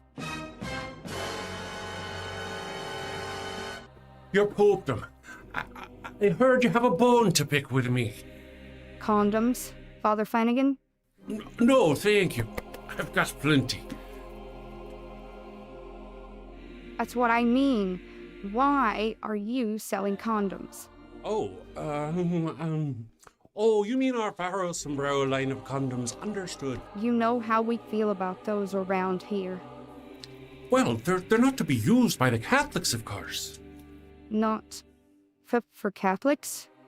No, they're part of our Sinner Gonna Sin lack of faith outreach program. A sinner gonna what? It's like getting the tithe, but from the heretics and the heathens and the atheists. Oh, well, when you put it like that. But, Your Highness, this will reflect very poorly on the church. True. You know what this means, Flanagan? Warning label, a warning label on the box, not for Catholics in big letters. Too subtle. Instant purgatory if used by Catholics. I like it. Divine branding. Excellent, Your Popedom. Would there be anything else? That will be all. You may leave.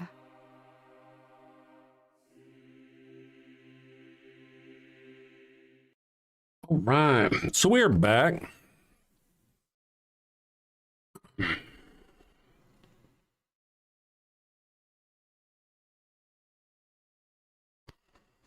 I like the garden story, the Garden of Gethsemane, skywalking. That's one of my favorites. Oh, I love that. That's good stuff. Mr. Worm pointed out that the word, in fact, is doulos. Thank you, Mr. Worm. I very much appreciate that. What we're talking about, in case you're curious, is whenever Jesus said, beat your slaves. Yeah, so what he did was he went back and checked my work to make sure. What Jesus actually said was doulos, which doesn't mean slave. It means bond. I'm sorry, no, that's not right. That's not right, is it? It's ancient Greek for slave. That's what it is. You did go look that up, right? Right. So yes, Jesus did use the word doulos, or at least the writers of the book of Matthew used the word doulos. So they were talking about slaves, whomever that was. So yeah, Jesus, slaves, using slaves. Interesting. Using slavery as an example for the best. Now, how many of you Christians out there, I mean, why would you even deny this at all? Why deny it? Are you ready for this? Don't deny it. Are you a slave to Jesus? Don't deny Jesus here in my chat. Huh. Are you a slave to Jesus? Or are you a bondsman to Jesus? You can just quit and walk out anytime you want to. Please let me know in the chat. You can just quit anytime, no harm, no foul, just go get your belongings and piss off because you're a bond slave. Is that how it is? Or are you a chattel slave to Jesus? Yep, Mr. Worm, slave. Have you ever considered maybe seeing a dominatrix? Or just a dom, you know? I mean, you've been bashing on gay people, so you're probably gay secretly. So, maybe that. Let's see, self-flagellation. Yeah. Slavery is never ideal. My wife is into BDSM. What's your boyfriend into? Sorry, Mr. Wormus. Sometimes things come into my brain.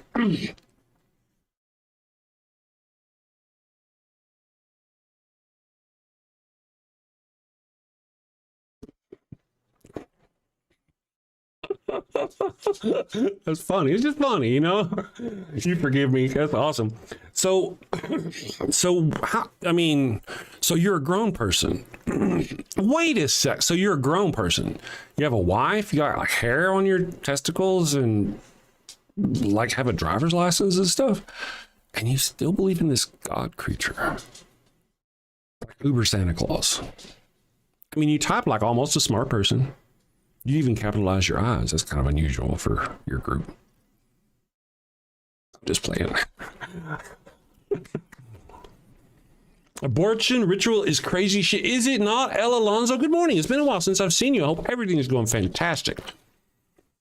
Mr. Worm, these guys are more focused on grammar. Well, you know, the thing about dealing with intelligent people, which is who you deal with whenever you generally deal with the secular community, is that we can be focused on grammar and what you say as well. Not only can we point out that what you say is horrific, but you really say it in a stupid way too, because we're that smart. I'm in a mood. I know, right? It didn't take any of them. In no time at all. I'm a slave. In Skywalk, and listen, check it out, man. As far as my Garden of Gethsemane, man, I love that story because Jesus was hiding like a coward. This is how I always tell it. Hiding like a coward. Go look it up yourself. He was hiding like a coward. Why would Judas have to go personally kiss him, go grab him and say, this is the guy? Why? Why would he have to do that? Use your reason, Leonidas. Use your reason.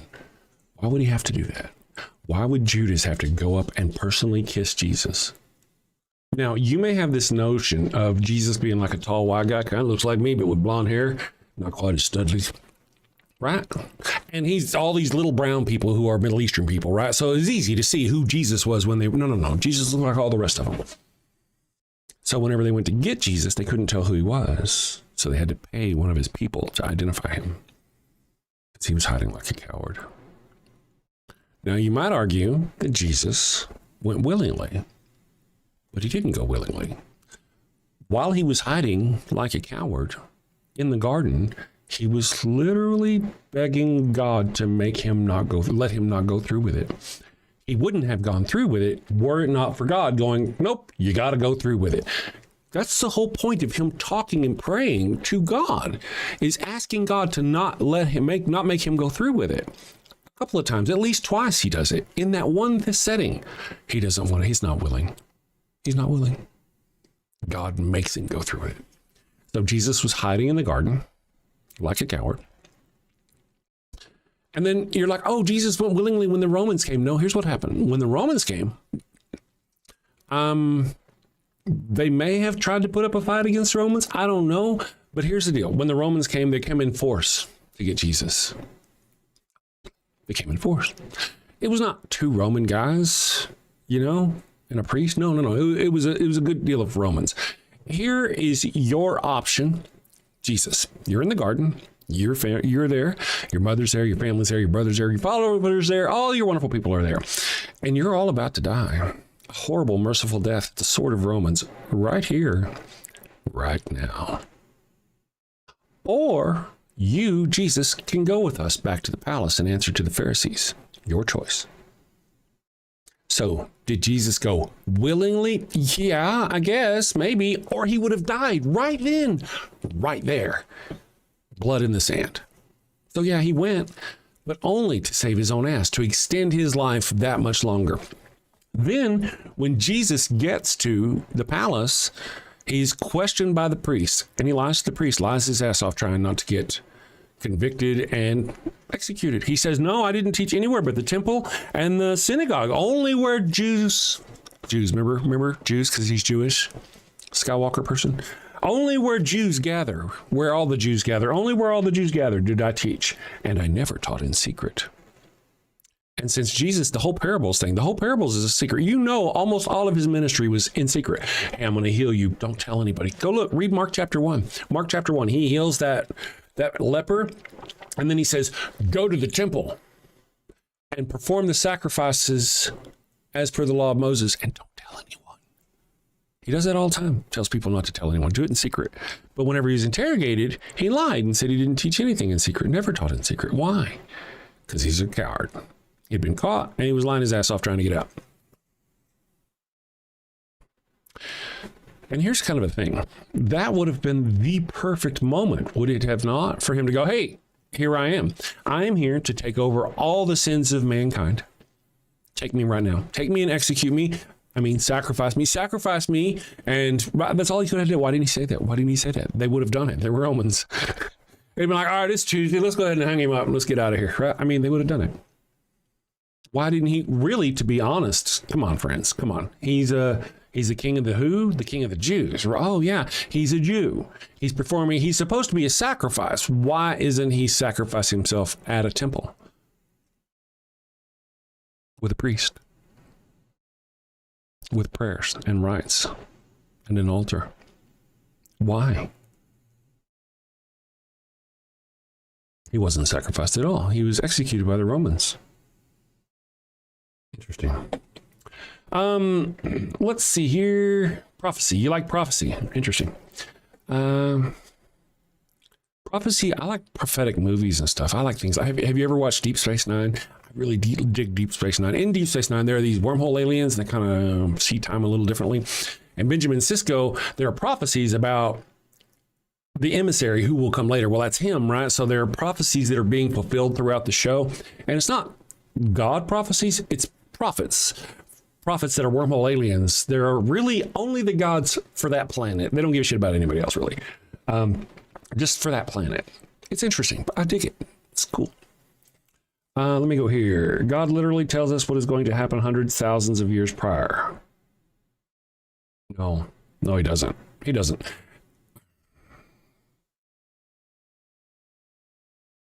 Read Genesis chapter 16 or 15. 15 it is. Genesis chapter 15, whenever the Lord makes his covenant with Abraham, he tells Abraham, cut up some animals, put their body parts in a circle, and then he comes before Abraham as a burning fire pot, and he moves between the cut up pieces of dead animal. And he tells him, because you have done well, in 400 years, your descendants will own all the land from the other side of Egypt all the way to the other side of Persia.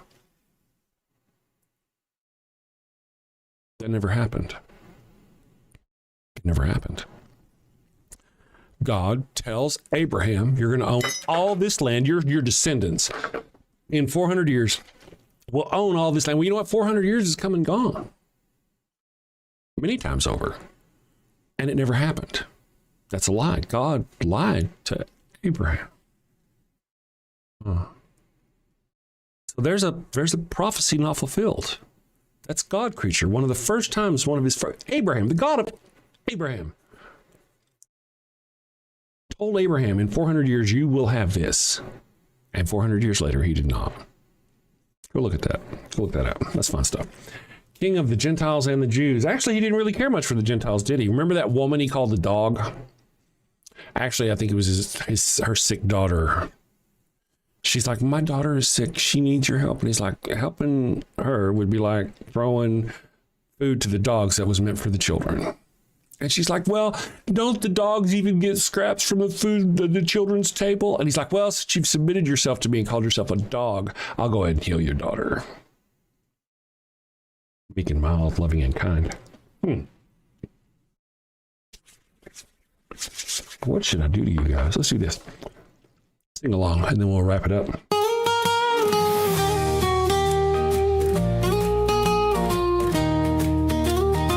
Mi burrito es tan bueno. It burns when I pee. Abraham had the crotch cooties and gave his sister wife to me. El ataco bueno. It stings like a bee. They told me she was his sister. Now I'm plagued between the knees. I've got the Pharaoh's curse, a case of penile plague. I've got the Pharaoh's curse. There's fire between my legs. Mi burrito está no bueno. A full bladder I fear. A Abraham's lies and Sarai's touch have left me itching front to rear. Mi burrito está bueno, it burns when I pee. Abraham had the crotch cooties and gave his sister wife to me.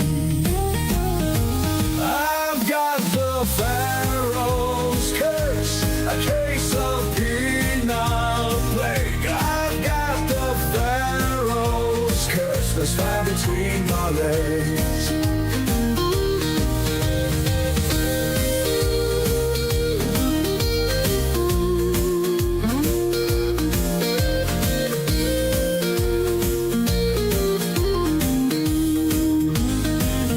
Mi burrito está no bueno, a full bladder I fear. Abraham's lies and Sarai's touch have left me itching front to rear. Mi burrito está no bueno, it burns when I pee. Abraham had the crotch cooties and gave his sister wife to me. I've got the Pharaoh's curse, a case of penal plague. I've got the Pharaoh's curse, there's fire between my legs. I've got the Pharaoh's curse, a case of penal plague. I've got the Pharaoh's curse, there's fire between my legs.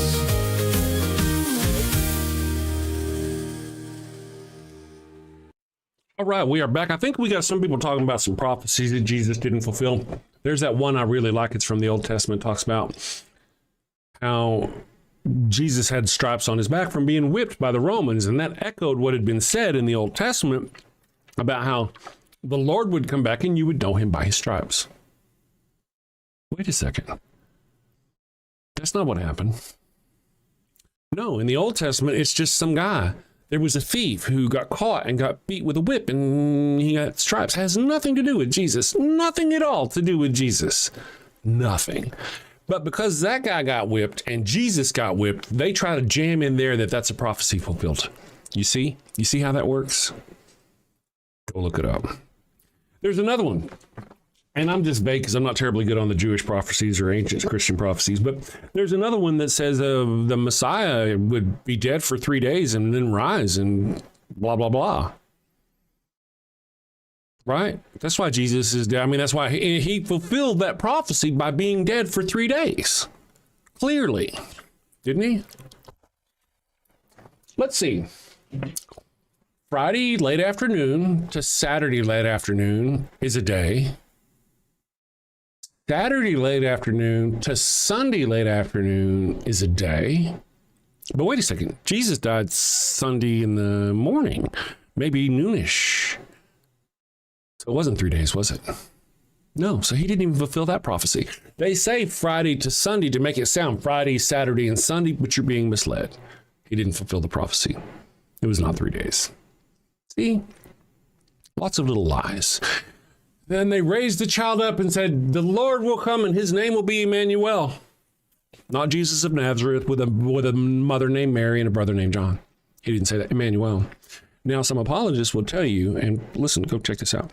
They will tell you that Emmanuel on Tuesday when the sun is out, not when it's cloudy, but on Tuesday when the sun is out, and whenever you hold the Bible a certain way, and when you squint your left eye, Emmanuel means the Son of the Lord, which obviously is Jesus. See what I mean? Why didn't the Old Testament just say Jesus of Nazareth? Why didn't he call him out by name if it was a prophecy? Interesting. Let's see. Voyager more, Mr. Worm. I understand. Voyager was good. It's toughy for me. I like what I love. What I love is the ending of Voyager. I think that was great. Better than Deep Space Nine. But the way it just all that. Oh my God, we're all gonna die. We're all. And then here's the Voyager ship, but they all just kind of go on. That was really cool. Mr. Worms, you said you're using modern times. I think you're talking about how we judge people. We're judging God creature by what they did back then, and that's not fair because things back then were wrong or different, right? Things back there were different. So we should not judge God creature and Jesus and the heroes of the Bible for how they acted back then. It's okay that Abraham married his sister wife and gave her away to the Pharaoh. That's okay. It's okay that Abraham raped his wife's slave and then had a baby with that slave and then cast him out into the desert to die. These are all okay because things back then were different. Right? Your God knew better. You didn't know better. Your God didn't know any better back then. Okay, cool. So we should not judge them back then for how we think people should live now. And yet you expect us to live now how those bitches back then thought people should live. Think about that. We can't judge God for things that they did back then because it was wrong, but you're trying to make us live by and are judging us by the things they thought back then. Does that make sense to you? Anyway, let's see here. Stephanie Ryan really likes that song. A lot of people really like that song. Let's see here. Jewish people view days even if they aren't a complete cycle of 24 hours. Yep. Yeah. I know what you mean. They're trying to, I know. You're just like the rest of the apologetics. Lie to yourself, kid. Lie to yourself. All right, I'm going to do our super chats real quick. Let's see our super chats here. Someday, though, you kind of almost seem smart. Someday you'll come to the light side. Maybe. But no, fear will keep you on the dark side. You'll be a religious nutbag. The Muslim God changes his mind on politics month to month for priests to tell people what he wants. You know the Muslim God is the same God as the Christian God. You also know that Christian priests and pastors preach political points from the pulpit all the time here in the United States. I don't really see why the comparison. I don't understand why you're even mentioning that. But good morning, Dustin. All right, so let me do this. I was distracted. You guys are fantastic. Oh, I already read some of them there earlier. Too skinny to be fat for $10 says, I told my Christian mother today, why praise the thing that was used for pain and slow death on the cross? If your Jesus is real, you think the thing he wants to see was his death? Yeah, right, no doubt. Why would you wear a cross? Jesus comes back today and he sees the thing he was nailed upon viciously. That's what he wants to see. He doesn't want to see a lamb. You don't put a lamb on your thing. Nope. Maybe a dove. Nope. A torture device. A murder and torture device. Kinky. Say apropos for the Christians. I thank you for the $10 super chat. And then on our horizontal chat, Secular Fitness for $5 says, why is it that if you donate 1 kidney, people love you? If you donate 5 kidneys, they call the police. That is weird. I think it's selfish bastards. Why ask questions? They just pry is all they do. Why you do you, boo, and don't mind me getting extra kidneys. Flockmeister for $2 says, check Venmo and go. Oh yeah, fuck Google. All right, let's do this. I don't normally check Venmo very much. Let me do that, Mr. Flocky. And that was for $2 from Flockmeister, the Meister of Flockiness. Let me go over here. Venmo. Oh hey, look at that. I'm one of those don't log in terribly often, folk. You're not a robot, right? Well, may not be. I feel like you're judging me here. Click on the 2 characters that are partly blocked by a line. Oh, I see. I had to prove I was a human. You know what that's really doing, though? That's actually teaching it how to pass anti-bot tests when we do that. I don't know if you knew that or not. Click on the 2 characters that are partly blocked. I already did that, you stupid twat. Thank you. Of course, if I were compromised, it would be great. Let's see. All this security and whatnot, right? So let's see. I want to see if there's a message. There may be a message that I don't get to see. Oh, hey. All right, Robert, thank you very much. Numbers 5 is fascinating. In the ritual, the priest wrote the curse out and washed the words off the paper into the potion. That's right. That's what they, yeah, it does say that. That's right. We talked about that on the show, like witchcraft. That's right. Like something a witch would do, like a literal spell that they would create. And, you see that in witchcraft too. You'll see witches, they'll put hexes around doors. They'll mark a door for protection. Passover, anyone? That's what Passover is. It's witchcraft. They're just marking the door to protect their home. It's the same concept. Thank you very much for the $5 super chat. Magic was evil, or so I was told by people at my church. That's an interesting thing about magic in the Bible, in the New Testament, I believe. It's just a matter of perspective. It depends on whose side you were on as to whether it was magic and evil or godly power. Anyway, I think that's interesting. It depends on who's telling the story. There was the story of, was it Simon the Magus? Simon the Magus, who was using his power to fly around and all this bitch, and whoever was competing with him in the my God is stronger than your God competition, or my magic is stronger than your magic, didn't come up and fly around. He started praying, dear God, please please expose the demons that are making this person fly, and the demons that are making him fly were exposed, and they ran away, and he fell to the ground. Something like that. Anyway, thank you very much for the super chats, my friends. Let me go here. I very much appreciate you.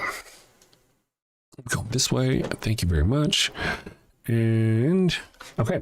And I just want to check. Did we had our poll go? Did I check our poll? Let me check our poll real quick. I'm doing a poll. There's a link at the top. So far, 24 votes and divinely prescribed abortion, plain and simple. It really is. It's divinely prescribed abortion if you've been cheated on. If you've been cheated on and your wife has been unfaithful, do this. If she has been unfaithful, she will have a miscarriage. I don't see how you could see it anything other than that. And a lot of Christians are like, blame the woman. That's what they get for, wait a second, now that's what they get? Interesting. Flocky says, I tried to do a $5 super chat. It wanted me to edit it. I don't know. I don't know what his problem is. Thank you though, Flocky, for your coin. I appreciate it. Guys, I'm off to save the world. Tomorrow is Friday, isn't it? It is Friday. Tonight, if you're in Albuquerque, like you're probably not, but if you are, I will be performing in the Shakespeare play Julius Caesar at the Veterans Memorial Park. And we start at 7:30. Be there or be square. I am off to save the world, my friends. I hope you guys have a great day. And we're going to talk about more cool stuff. And I will see you tomorrow. Sin safely, my friends. Got a house that smells like old cheese and shame. Father Flanagan's flesh candles change the game. Goat-scented thrills for your soul's delight. Light it up, baby, make your room right. When you've sinned and need to atone, light a candle and avoid the stone. Smell the goat in a holy zone. Father Flanagan, here to set the tone. Confession booth, busy, no need to stress. Light a candle and forget your mess. Gross odors vanish like sins in the wind. With each wick, guess who's your new best friend? When you've sinned and need to atone, light a candle and avoid the stone. Smell the goat in a holy zone. Father Flanagan, here to set the tone. Lambs and calves may have their day, but goat's the scent that leads the way. Clean your slate with a sniff so pure. Father Flanagan's got the cure. Turn your home into a saintly space. With every whiff, Find redeeming grace from your living room to the kitchen.